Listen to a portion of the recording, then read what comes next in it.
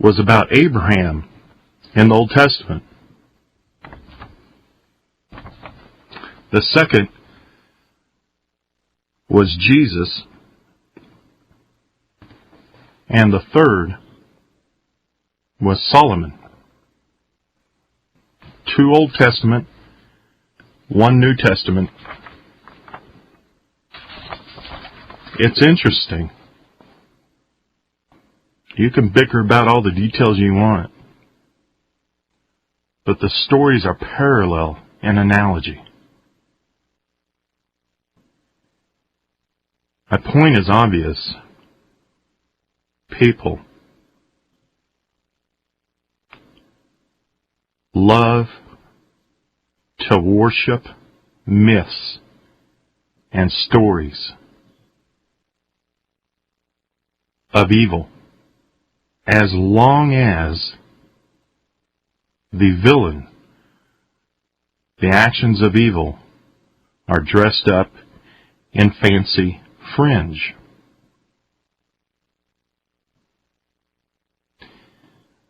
Those stories that you guys revere, that build the basis of your belief system, need to be analyzed a little closer so that you can see what it is about you and your nature that inclines you to accept them as righteous.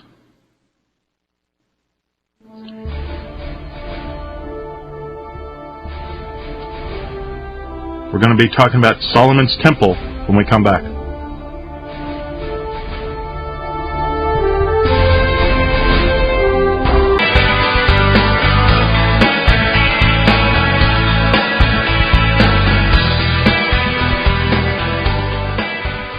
So a couple of years ago, I'm watching the trilogy of Lord of the Rings, and I couldn't help but recall the Testament of Solomon, because there was a ring involved of power and over evil and all that kind of stuff. And gosh, I wonder if that's how he, maybe he lifted up the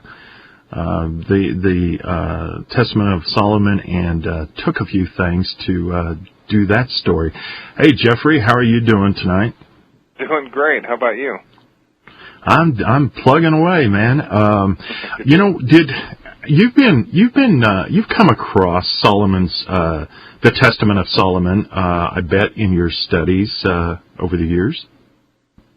Actually, I have not. If I know what you're talking about, I don't think I have. If you could give me a little tidbit. Yeah, well, I tell you what, not that I'm an expert, folks, but when I did my work on the Bible back in '84, reading it, I still recall it. I don't read it now, and I haven't for a very long time. But King David was, as I recall, Solomon's father, and the Israelites had settled, and they were told by their God, which I refer to as a national God, not the creator of the universe, he ordered them to build a temple. And he gave them the measurements and all that, but they didn't have the technology to pull it off, so they had to go to the king of Tyre, I think it is, Tyre. I'm not sure how you pronounce it. And they had Hiram Abiff, or whatever his name is, come over, and he was the mason. And this is the guy that is at he's a cornerstone, if you could say, of Freemasonry, the builder of the Solomon's Temple. And so they're building on it. And, Solomon is this supposed very wise man and son of the king of David, and who was depicted as a man of war, his father. King David. And so Solomon was going to lead them down the path of religion and away from those sorts of things.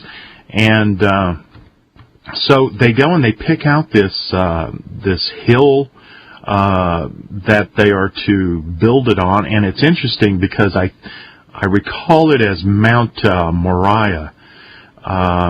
And that is the same hill that Enoch dug vast tunnels in and hid the name of the God of this world.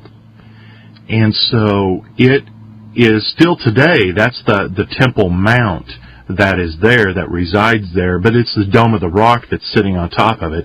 And all the Christians have been hoodwinked into supporting Israel and the Zionists in rebuilding the temple, which is really shows you how idiotic Christians are that follow and support that, because it would go back to the Old Testament and pick up as though there was never a Christ figure, and replace him once again with blood and burnt sacrifices. And they don't ever think, I mean, Billy Graham, all of them are supporters of this, Pat Robertson, all of them, and they just follow along like, sheep. But, yeah, and so Jeffrey, so the story goes, that during that time of the building of the temple, that Solomon must have gotten a little antsy, and there was a young boy that he liked there that was probably helping with the workers, and he was being taunted by some sort of demon, and this was a fiery demon. I guess you could see him, and he was on fire. And so this demon would taunt this young boy, and the boy told Solomon, and Solomon, being the king of the area, says, hey, take my ring, and when he taunts you, just throw it at his chest, or throw it at him, or something like that, and then run straight here. And so the boy does, and the demon chases him. And he arrives in the courtyard, and King Solomon rushes out, and he can see this fiery demon. And he begins, because he has authority, or this knowledge over all of the demons, with this ring is where it's based. He begins questioning, and they have to answer all his questions. And so he asks what their name is, who their upper chain of command is, and then he basically twists them into a spiritual pretzel and forces them to start building the temple of the Israelites' God. And he goes from one to another, and it specifically tells the story of all these demons. And as I recall, there are a couple of hundred of them by name, but then there are armies of demons under them. And some of them say, well, you'll get my allegiance for this and those that are under me. So there could have been thousands of demons, and they assisted, maybe they built most of the temple. And that was the first temple of Israel there, where now the Dome of the Rock stands. So we're going to take a break, and when we come back, we'll talk about that. Instant message me if you have any thoughts.